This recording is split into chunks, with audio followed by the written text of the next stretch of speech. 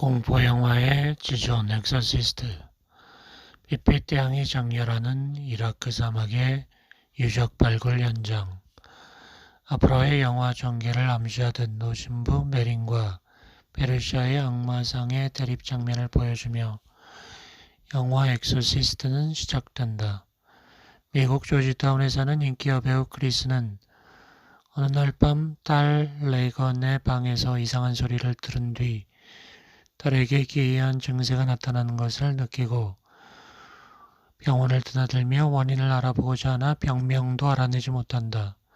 레건의 증세는 악화되고 크리스는 딸을 구하기 위한 수단으로 엑소시즘에 의존한다. 그 와중에 다미안 가라스 신부와 만나게 되고 이라크에서 돌아온 메린 신부까지 합세하여 엑소시즘에 돌입한다. 하지만 퇴마의식은 쉽지 않다. 레건의 몸에 들어간 악마는 가라스 신부의 인간적 고뇌를 약점으로 파고들어 괴롭히고 평소 지병을 알아온 메린 신부는 급기야 퇴마의식 도중 쓰러지고 만다. 결국 다시 정신을 차려 퇴마의식을 진행하는 가라스 신부와 악마의 대결은 파국을 향한다. 어로와 종교의 앙상블을 이뤘다는 평을 받은 엑소시스트는 윌리엄 피터 플래티의 동명소설을 윌리엄 프레드킨이 만든 것이다.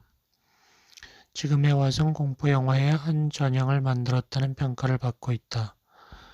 엑소시스트는 영화 외적으로 많은 파란을 불러일으켰다. 출연했던 배우나 관계자들에게 사고와 죽음이 이어졌다. 악령에 들린 소녀 레건 역을 맡았던 린다 블레어는 10대 때 마약 중독이 되어 재판을 받기도 했고 조명 감독은 갑자기 떨어진 조명을 맞고 즉사했다. 또한 영화 속에서 창밖으로 떨어져 죽는 역을 맡은 잭 맥고런이라는 배우는 촬영 일주일 뒤 사고로 숨졌으며 세트장에는 이유 없는 화재나 전기 사고가 발생했다. 데미안 신부 역을 맡은 제이슨 밀러의 아들도 오토바이 사고로 죽었고 그 역시 2001년 5월에 심장마비로 죽었다. 이런 사건 사고를 저주 탓으로 돌릴 수는 없는 문제겠지만 다른 영화들에 비해 이상한 일이 많이 벌어진 것은 부인할 수 없다. 그때 당시 영화 촬영장에선 무슨 일이 벌어졌던 것인가? 무르나우 감독의 흡혈귀 영화 노스페라투 촬영 당시의 상황을 영화로 옮긴 뱀파이어의 그림자처럼 엑소시스트 역시 그 당시 촬영 상황을 영화로 재구성하여 만들어도 재밌는 그림이 나올 듯하다.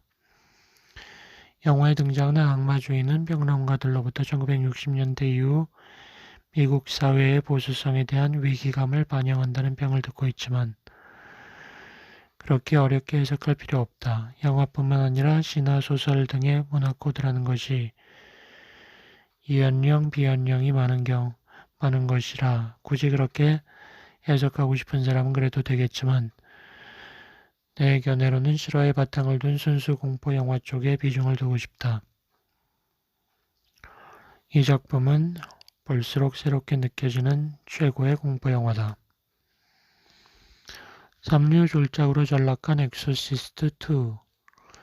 최근까지 총 5편의 엑소시스트 시리즈가 만들어졌지만 1편이 명작인지라 가성을 능가하는 속편이 없다.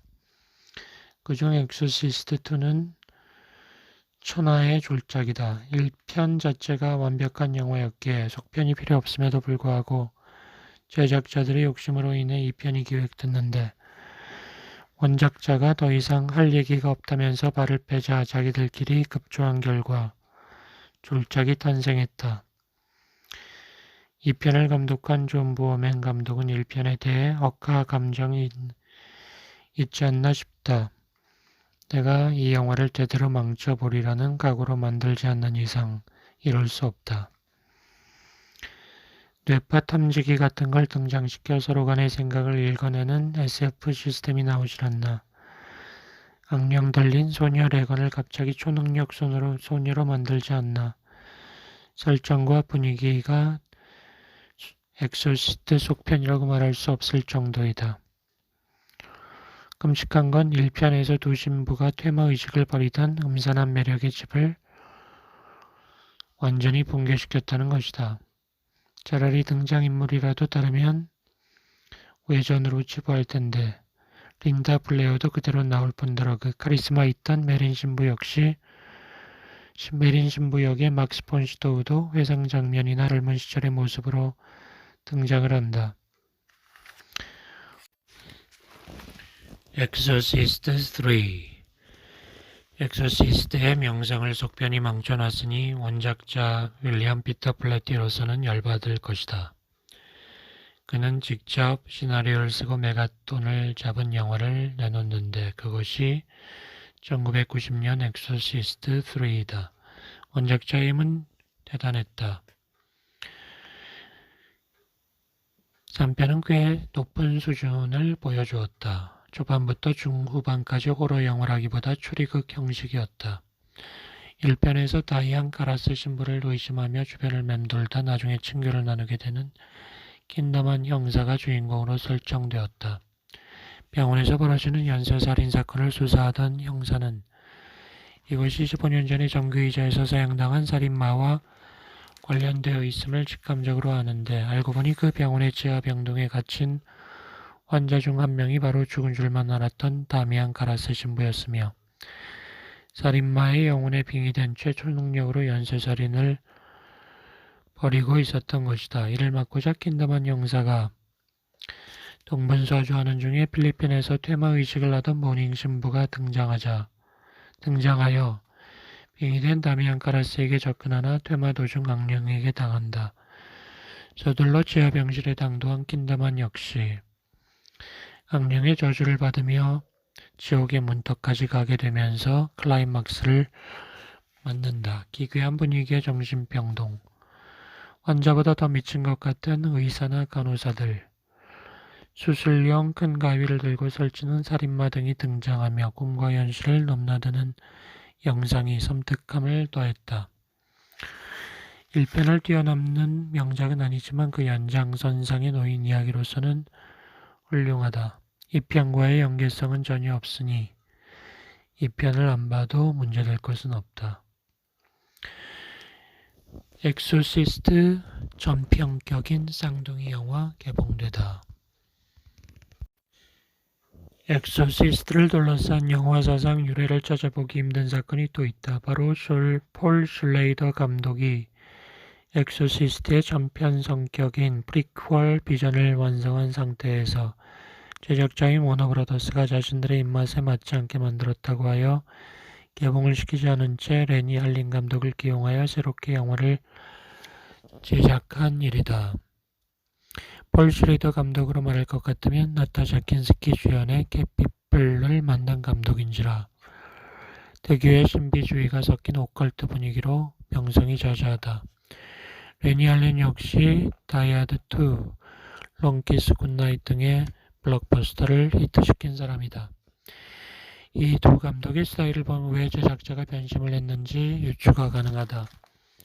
폴 슐레이더 감독이 영화를 지적인 분위기로 만들어 놓았으니 제작자로서야 흥행이 안 될 것 같은 느낌이 들어 액션풍의 레니 할린으로 승부수를 띄운 것일 텐데 결과에 어쨌든 공포 영화 팬들에게 있어서는 두 대가의 이종 격투기를 볼 수 있는 사건이 되었다. 만들어지긴 폴 슐레이더 감독의 작품이 먼저였으나 개봉을 먼저 한 것은 레니 할린 작품이다.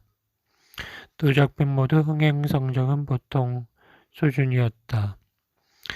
필체가 보기엔 두 작품 모두 나름대로 감독 취향을 잘 살린 작품인데다가 배경과 주인공이 모두 같은지라 관객들의 입장에서는 비교 분석을 하면서 재미있게 감상할 수 있다. 특히 주인공인 젊은 베린 신부가 나치의 살육으로부터 교회 사람들을 구하지 못했다는 죄책감으로 시니컬한 무신론자로 변해가는 과정, 그리고 그 트라우마를 극복하기 위해 신과 악마의 중간계에서 고군분투하는 모습, 그 과정에서 악마와 조우하게 되어 엑소시스트로서 첫 발걸음을 떼게 되는 장면은 몰입을 유도한다. 당신이 만약 그 학살의 현장에 있었다면 죽어가는 사람들을 위해 과연 뭘 할 수 있었을 것인가에 대한 실존적 질문으로 인해 영화를 보고도 괴롭힘을 당할지도 모른다. 엑소시스트 더 비기닝. 먼저 개봉한 레니 알린 감독의 이 영화는 마치 전쟁 블록버스터를 연상케 하는 장면으로 시작한다. 1500년 전 두 명의 신부가 이끄는 서양 군대가 아프리카 오지에 당도하게 되는데, 이곳은 천상의 전쟁 후 사탄 루시퍼가 쫓겨난 곳이라고 알려진 곳이다. 하지만 수많은 병사들이 악마에게 빙의되어 서로 죽이는 창극이 벌어지자 교회 권력자들은 두려움에 떨며 그곳에 교회를 세워 영원히 묻어버리라고 지시하고 그 사건을 비밀에 붙인다. 오랜 세월이 흘러 바티칸 교황청에서 이 비밀을 알게 되어 4명의 신부를 보내 조사시키던 중 모두 행방불명되고, 교황청에서는 더 이상 조사하지 않고 이곳에 사람들이 접근하지 못하게 전염병 소문을 퍼뜨려 무덤을 만든다. 그 후 20세기 초에 영국군이 이곳을 관할하게 되는데, 땅속에 묻힌 AD 5세기경의 비잔틴 양식의 성당을 발견하게 되자 고고학자로 활동 중이던 메린 신부를 파견하여 성당 발굴을 맡긴다. 그런데 성당의 지하에선 악마에게 제사 지내던 고대 제단이 발견된다. 도착 원주민인 투카나 부족은 당장 성당 발굴을 중단하지 않으면 악마가 부활할 것이라고 경고하지만 영국군은 오히려 토인들을 경계하고 성당과 부대 주변에서는 토인들의 얘기처럼 정말 끔찍한 일들이 벌어진다. 메린 신부는 악마를 직접 대면하기 위해 성당 지하실로 들어가고, 악마는 메린의 약점을 건드리며 괴롭힌다. 하지만 메린 신부는 오히려 고통 속에서 신을 찾고자 하는 신앙심이 발휘되어 악마와 맞선다. 엑소시스트 프리퀄. 폴 슈레이더 감독의 엑소시스트 프리퀄은 엑소시스트 더 비기닝보다 메린 신부의 내적 갈등 구조를 심도 있게 그린다. 첫 장면부터 메린 신부의 트라우마가 시작된 나치 약살 현장이 나오는데, 독일군 병사 한 명이 죽자 나치 장교는 메린 신부에게 범인을 밝히라 한다. 모른다고 하자 그 대가로 민간인 10명을 쏴 죽이겠으니 그 10명을 호명하라고 다그친다. 그것도 못하겠다고 하자 동네 사람을 다 죽이겠다고 사람들에게 총질을 해댄다. 어쩔 수 없이 10명을 지목하고 치유할 수 없는 자괴감에 상처를 입고 신부복을 벗게 되는 메린 신부. 그 뒤부터는 엑소시스트 더 비기닝과 거의 비슷한 이야기 구조로 흘러간다. 하지만 악마와 대면한 후에 벌어지는 악마의 시험은 구체적이다. 악마는 그때 그 시간으로 다시 돌아가고 싶지 않냐라면서 신부의 의식을 나치 학살 시간으로 돌려보낸다. 그리고 기억에서 지우고 싶을 만큼 괴로운 시간과 마주한 메린 신부는 비굴하게 굴복했던 자신을 돌이키기 위해 당당하게 나치 장교에 맞서며 공격을 한다. 아직 보지 않은 관객들을 위해 결말을 보류하겠다. 우리 인간의 능력이 어디서부터 어디까지일까라는 실존 철학적 주제가 폐부를 찌른다. 엑소시스트에 등장하는 악마는 이름은 메소포타미아 페르시아 지방에 전해져 오던 바람의 악마 파주주이다. 사막에서는 불이나 물보다 무서운 것이 바람이다. 그것도 그럴 것이 건조한 사막의 특성상 물은 고마운 것이었고, 불은 어쩌다 난다 하더라도 나무나 숲이 있는 것이 아니니 위험 대상이 아니다.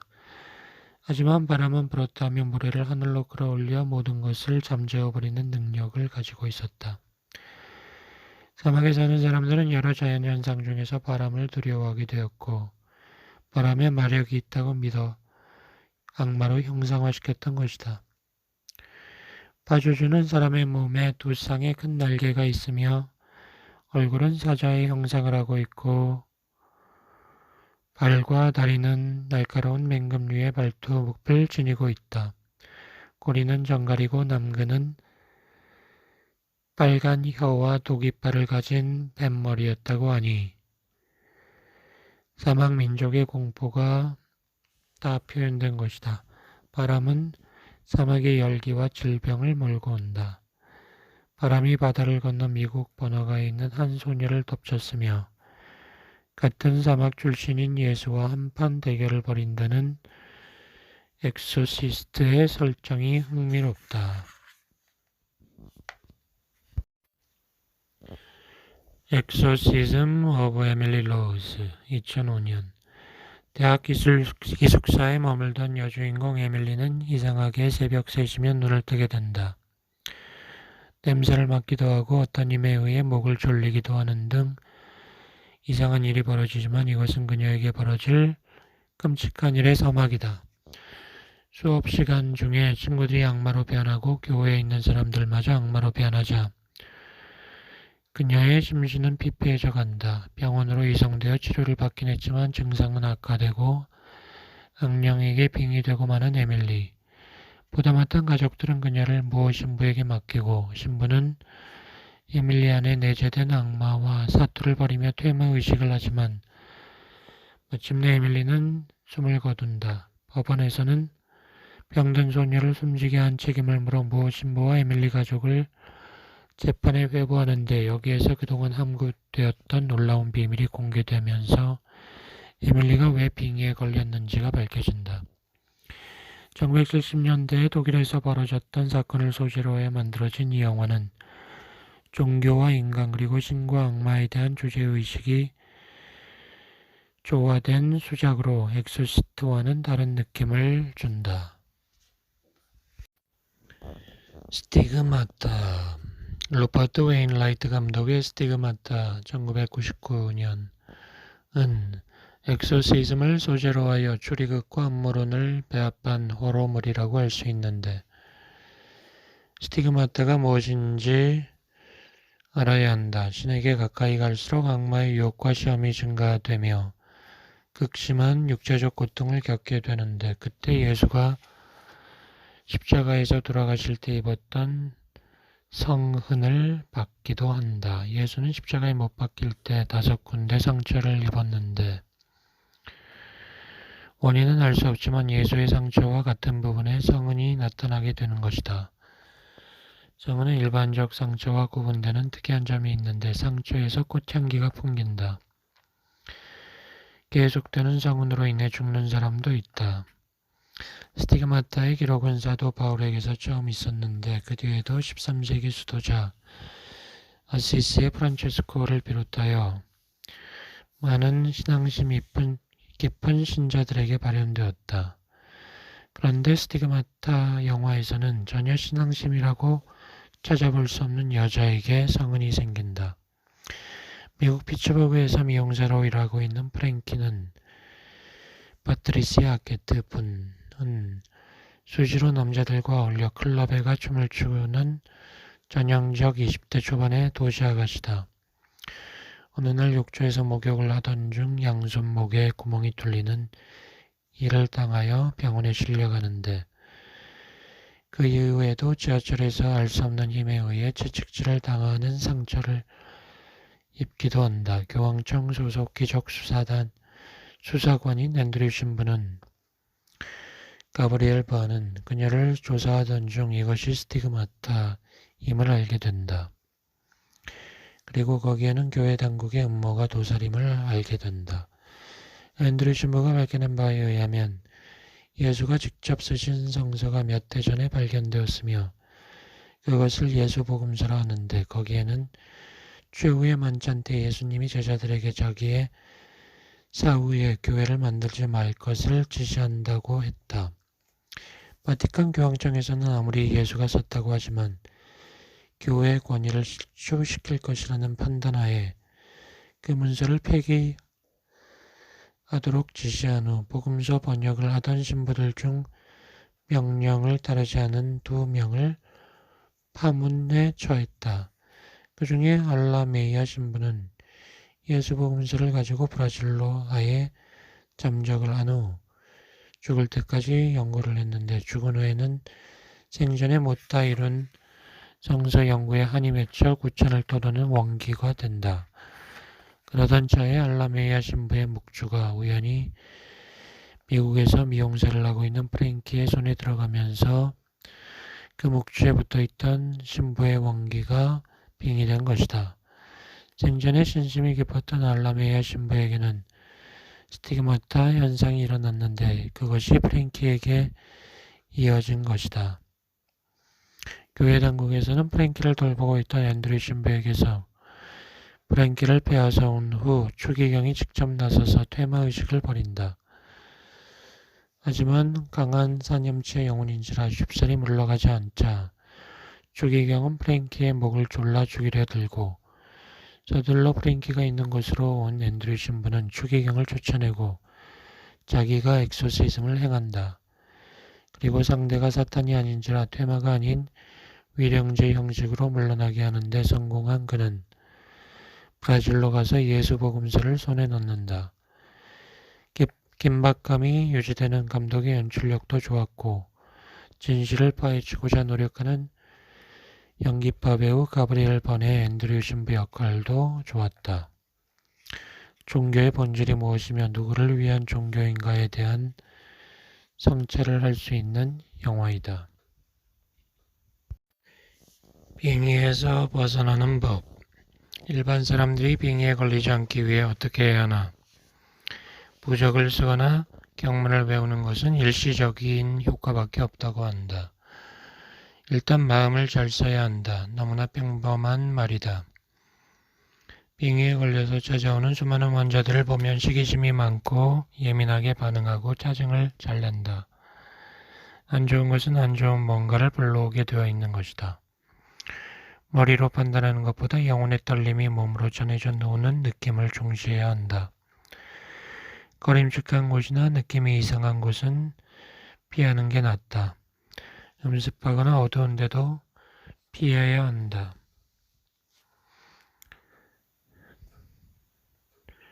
조상들의 지혜 역시 무시하면 안 된다. 상갓집을 갔다 올 때는 꼭 몸에 소금을 뿌리거나 변소에 갔다 오는 풍습이 있는데 이것은 우리 조상들의 기가 막힌 퇴마 방법이다. 소금이란 음습한 것을 빨아들이는 성질이 있으므로 귀신을 빨아들이는 역할을 한다. 또 변소를 갔다 오라는 것도 과학적이다. 세상에서 음습하고 어두운 곳이 변소라서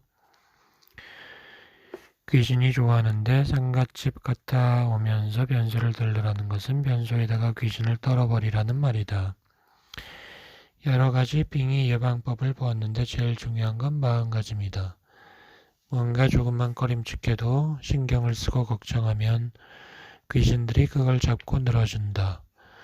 귀신들도 영악해서 만만한 사람한테 들어가는 것이다. 무심하면 귀신도 붙지 않는다. 영화 엑소시스트에서는 정신과 의사들이 치료법을 동원해서 고쳐보려고 했으나 결국은 손을 들고 종교의 힘을 빌게 된다. 의학적 치료의 한계를 인정하는 장면이다.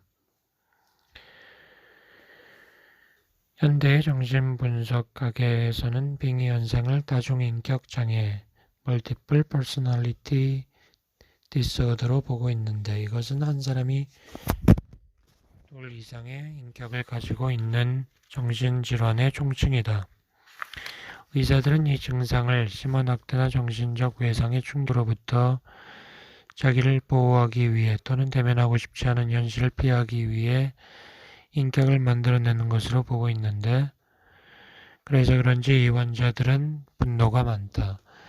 영화 엑소시스트를 보면 악마에게 빙의된 소녀 레건이 항상 분노에 찬 표정으로 일관하는 것을 보고 있는데 이런 증상과 함께 일맥상통하는 부분이다. 한 가지 주목해야 할 부분은 이 질환자의 절대 다수가 여성이라는 것이다. 여성 환자들의 90% 정도가 어린 시절에 근친상간이나 강간 등 학대에 대한 기억을 가지고 있다고 한다. 사회적 약자인 여성이기에 감당할 수 없는 일이 많아 그런 상태로 몰고 가게 됐던 것이다. 엑소시스트 속에서의 그녀의 증상을 정신병리학적으로 본다면 부모의 이혼에 대한 충격이 작용했을 것이다. 이런 환자들 중에는 종종 그 자신이 전혀 모르는 언어를 사용하는 경우도 있는데 이것이 다중인격 장애와 빙의를 구별하지 못하게 하는 요인이기도 하다. 영화 속 소녀 레건처럼 자신도 모르는 낯선 외국의 말이나 고대 언어를 구사하는 것은 의학적으로 설명이 안 된다. 따라서 이것은 빙의의 증거가 된다고 본다. 하지만 이 모든 것이 절대적인 것은 아니다.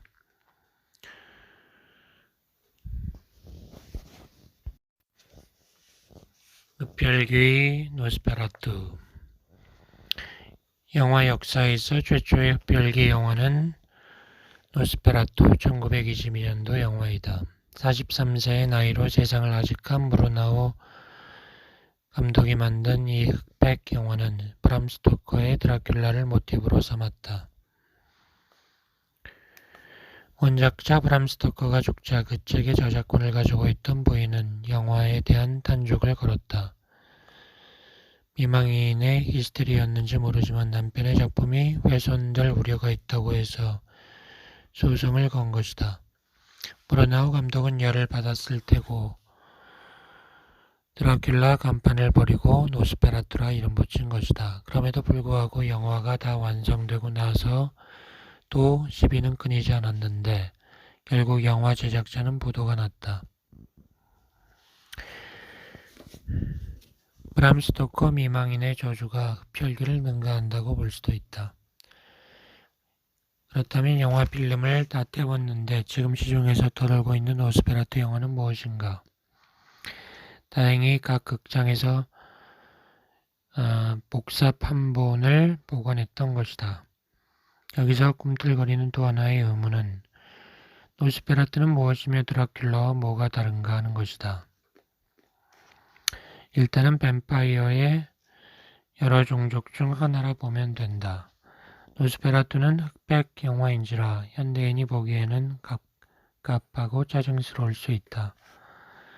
그러나 참고 보면 꿈을 꾸는 듯한 화면들이 안개처럼 관객을 엄습한다.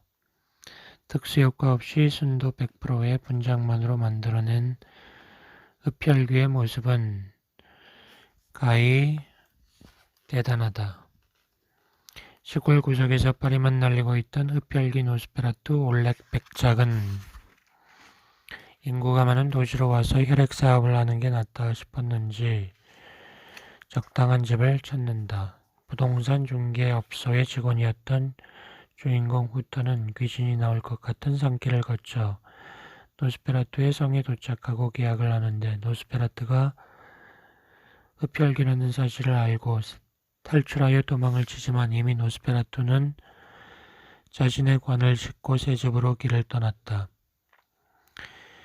여기서 주목할 점은 노스페라투의 성에 갔다가 살아나온 주인공 후터가 가지고 다니는 이상한 책이다. 그 책은 흡혈귀, 무서운 유령, 마법, 그리고 7가지 죽음의 죄악이라는 긴 제목인데 저자가 누군지 모르고 두툼한 전체 책의 내용이 어떤 건지 모르지만 중간중간 영화를 통해 제공되는 정보는 의미심장하다. 이 책에서 노스페라투의 습성에 대해 언급을 하고 있다. 노스페라투는 자신이 묻혔던 저주받은 흙에서 암흑의 힘을 얻을 수 있다. 인간의 피를 마셔야 살 수 있으며 무시무시한 동물이나 무덤, 관 속에 살고 그 안은 흑사병으로 죽은 시체들이 누워있던 저주받은 흙으로 가득하다. 노스페라투는 희생자들을 가두어 놓고 피를 빨아먹는다.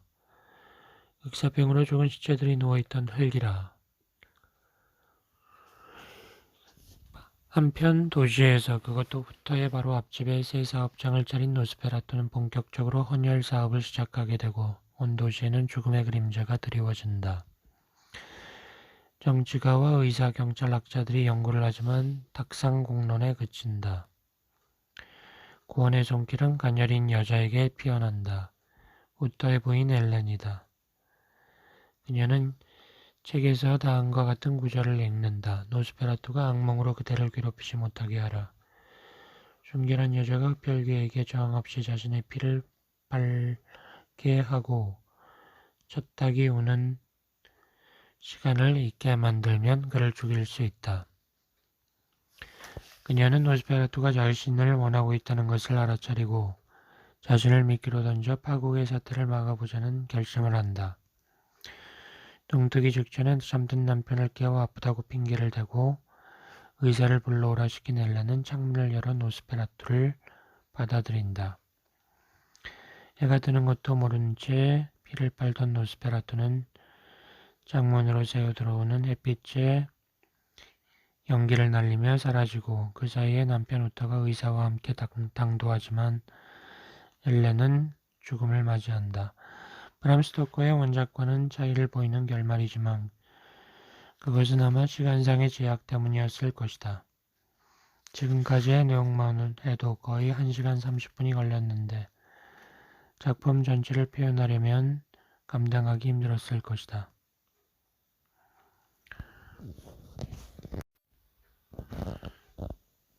현대적으로 각색된 이사벨 라자니의 뱀파이어, 무르나우 감독이 만든 노스페라투의 정신을 이어받아 베르너 헤어조크 감독은 흡혈귀 영화 한 편을 만드는데 이것이 이사벨 라자니의 뱀파이어이다. 1979년 브람 스토커의 원작 스토리에 충실하기보다 1922년작 노스페라투를 기본으로 한 영화이다. 드라큘라, 하커, 루시 등 세 주인공의 관계를 부각시켰다. 헤어조크는 이 작품을 통해 무르나우 감독에게 오마주를 표했는데 원작에 대해 너무 경의를 표한 나머지 촬영 장소가 같았다고 한다. 원작에서 배경으로 쓰였던 성을 찾기 위해 독일 고성을 추적해 찾아내어 동일한 장소에서 찍고 영화 속에 등장하는 광장도 세트 촬영을 피하고 헌팅을 하러 다녔다.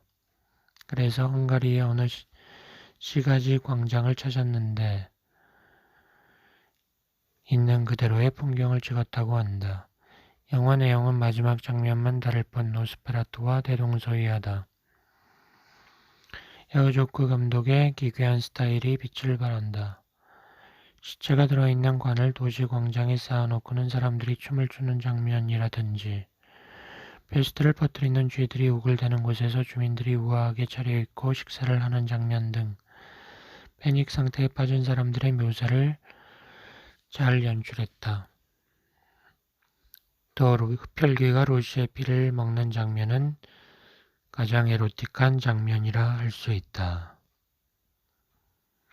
영화에서 루시 역할을 맡은 이사벨 라자니는 설명이 필요 없는 세기의 배우이며 흡혈귀 역할을 맡았던 클라우스 킨스키는 1980년대 남성들의 가슴을 불타게 했던 여배우 나타샤 킨스키의 아버지로 유명하다.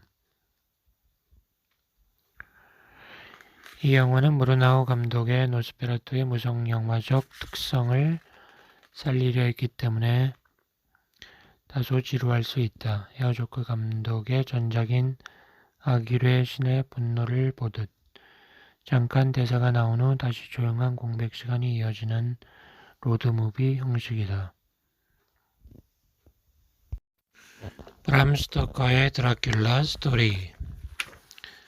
트란실바니아의 전쟁 영웅이었던 드라큘라 백작은 적국의 침공을 막아내고 나라를 지켰지만 승전 소식이 잘못 전해져 전사했다는 얘기가 나돌게 된다. 이를 들은 드라큘라의 아내 엘리자베타는 성급하게 자살을 하게 되고 뒤늦게 돌아온 드라큘라 백작은 아내의 시신을 교회에 묻고자 했으나 자살한 사람은 교회에 묻힐 수 없다고 거절당하자 화가 난 백작은 신을 저주하며 숨을 거두고 급기야는 흡혈귀로 재탄생한다. 그러나 그의 로맨스는 여기서 끝이 아니었다. 수백 년을 루마니아 시골에서 살던 백작은 좀 더 넓은 곳에서 흡혈 사업을 벌리기 위해 변호사 조나단 아커를 불러들여 영국에 집을 사려고 한다. 그 과정에서 조나단의 부인 미나가 자신의 아내 엘리자베타의 환생이라는 것을 알게 되고 전생의 사랑을 이루기 위해 미나에게 접근한다. 하지만 사람이건 귀신이건 남자들이란 여자에게 한번 빠지게 되면 자신의 위험을 모르는 법. 조나단은 아내를 지키기 위해 드라큘라 백작은 전생의 아내를 찾기 위해 저죽을 줄 모르고 사지를 향한다. 흡혈귀 소녀의 사랑 렛미인 할리우드 대작은 아니지만 2008년도에 애송처럼 등장한 작품이다. 왕따 소년과 흡혈귀 소녀의 순수한 사랑을 그린 이 작품은 평단으로부터 금세기 최고의 흡혈귀 영화로 평가받았다. 직접 보지 않는 이상 설명이 도움이 되지 않을 것이다. 도대체 어떤 영화인데 그렇게 칭찬을 받았을까? 게즈바위처럼 야리야리하게 생긴 금발의 소년 오스칼은 학교에서 아이들에게 왕따를 당했는데 어느 날 밤 자기가 사는 바로 옆집의 중년 남자가 이엘리라는 소녀를 데리고 이사를 온다. 두 아이는 집 앞 놀이터에서 만나게 되면 친해지고 가깝게 된다. 그런데 이상한 건 이엘리가 이사 온 후부터 그 동네에서 피가 쪽쪽 빨린 채 죽은 시체들이 늘어난다는 것이다. 눈치가 빠른 오스칼은 그녀가 흡혈귀라는 것을 눈치채게 되고 그들의 사랑은 흔들린다. 북유럽의 서러운 마을을 배경으로 펼쳐지는 이 영화는 투명한 두 아역 배우의 연기가 일품이고 토마스 알프레드슨 감독의 절제된 연출이 좋다. 이 영화의 여주인공인 흡혈귀 이엘리는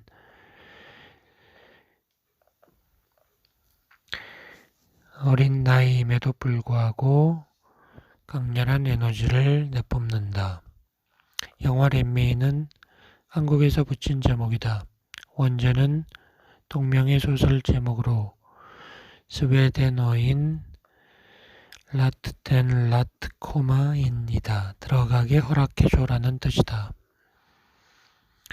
이 제목의 의미를 알려면 다시 브람 스토커의 드라큘라 소설로 가야 한다. 흡혈귀는 집주인의 허락을 받아야 그 집에 들어갈 수 있고 그래야만 피를 빨 수 있다라고 한다. 사람들이 알고 있는 것처럼 흡혈귀가 무례한 종자가 아니라는 말이다.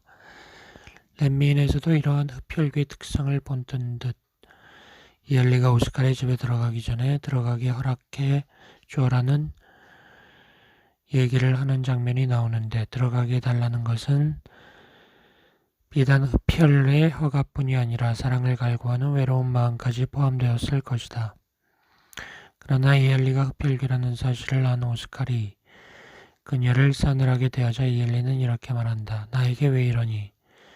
너는 마음속으로 사람을 죽여본 적 없니? 그것도 죽인 거야. 나도 그러기 싫지만 살기 위해 죽인 거야. 영화를 보고 난 관객들은 한동안 이 대사로 먹먹한 가슴을 느끼게 된다.